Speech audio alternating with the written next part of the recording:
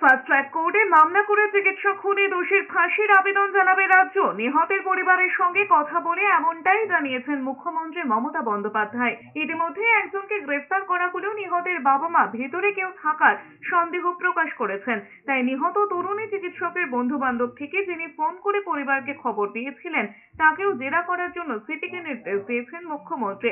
তদন্তে zero tolerance নীতি গ্রহণ করা হয়েছে। এজন্যই দাবি মেনে আরজিকর হাসপাতালের সুপার, প্রিন্সিপাল, চেস্ট মেডিসিনের হেড, এমনকি হাসপাতালের আউটপোস্টের দায়িত্বে থাকা এসিপিকেও সরিয়ে দেওয়া হয়েছে।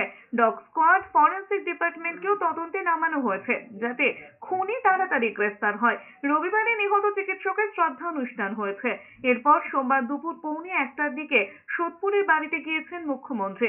বাবা মায়ের সঙ্গে দেখা করে দোষীদের সর্বোচ্চ সাজা পান সে সম্পর্কে আশ্বস্তও করেছেন তিনি। আগেও ফোন করে পরিবারের পাশে থাকার আশ্বাস দিয়েছিলেন মুখ্যমন্ত্রী মমতা বন্দ্যোপাধ্যায়। কলকাতা পুলিশ কমিশনার খবরটা দেয়, আমি সঙ্গে সঙ্গে তাকে বলি যে এটা খুব নক্কারজনক ঘটনা এবং খুবই বেদনাদায়ক ঘটনা। যেই জড়িত থাক তাকে ইমিডিয়েট শাস্তি দিতে হবে এবং আমরা চাই এই কেসটা ফাস্ট ট্র্যাক কোর্টে হোক। ফাস্ট ট্র্যাক কোর্টে হলে জুডিশিয়াল প্রসেসটা তাড়াতাড়ি হবে এবং তাতে আমরা ফাঁসির দাবি জানাবো। আমরা হাসপাতাল থেকে হেড অফ দ্য ডিপার্টমেন্ট, যে চেস্ট ডিপার্টমেন্ট, তাকেও সরিয়ে দিয়েছি এবং পুলিশ পোস্টে যে এসিপি ছিলেন তাকেও সরিয়ে দিয়েছি।